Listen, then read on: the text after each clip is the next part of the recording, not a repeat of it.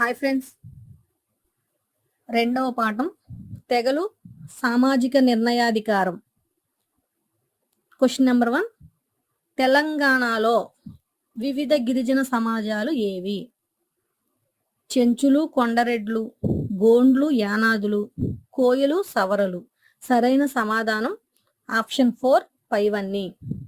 ఈ క్రింది వాటిలో గిరిజన తెగ లక్షణం కానిది ఏది? తామంతా ఒకే మూల పురుషుడు నుండి వచ్చినట్లు భావించడం, సమిష్టి ఆదాయం ఉంటుంది, ధనిక పేద అనే భేదాలు ఉంటాయి, పైవన్నీ. సరైన సమాధానం ఆప్షన్ 3 ధనిక పేద అనే భేదాలు ఉంటాయి. Question number 3. గిరిజనుల గురించి అధ్యయనం చేసిన మానవీయ శాస్త్రవేత్త ఎవరు? ప్యూరర్ హైమండర్ఫ్, హైమన్సన్, హెదమస్, పొలిమర్. సరైన సమాధానం ఆప్షన్ 1 ప్యూరర్ హైమండర్ఫ్. 4వ ప్రశ్న. 1940వ సంవత్సరంలో ప్యూరర్ హైమండర్ఫ్ ఏ గిరిజన తెగల మీద అధ్యయనం చేశారు? చెంచులు, కొండరెడ్లు, గోండ్లు, పైవన్నీ.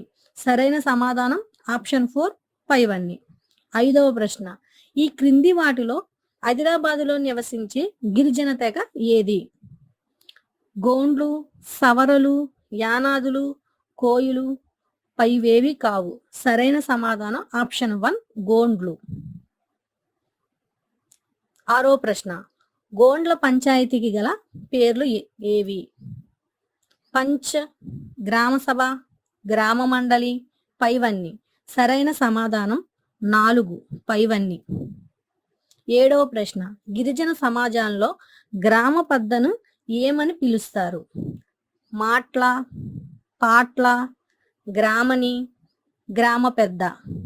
సరైన సమాధానం ఆప్షన్ 2 పాట్ల.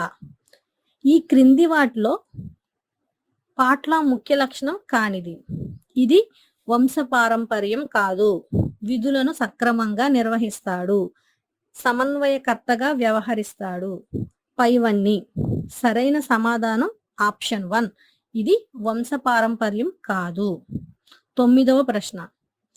ఏ వ్యవస్థ రావడం వల్ల గిరిజనుల్లో మార్పులు సంభవించాయి? వలసలు, పంచాయతీ వ్యవస్థ, ఆరోగ్య వ్యవస్థ, విద్యా వ్యవస్థ. సరైన సమాధానం ఆప్షన్ 2 పంచాయతీ వ్యవస్థ. 10వ ప్రశ్న. గిరిజన పంచాయతీలలో ఎవరికి మాట్లాడే అవకాశము లేదు? పురుషులకు, పిల్లలకు, మహిళలకి, వృద్ధులకి. సరైన సమాధానం మహిళలకి.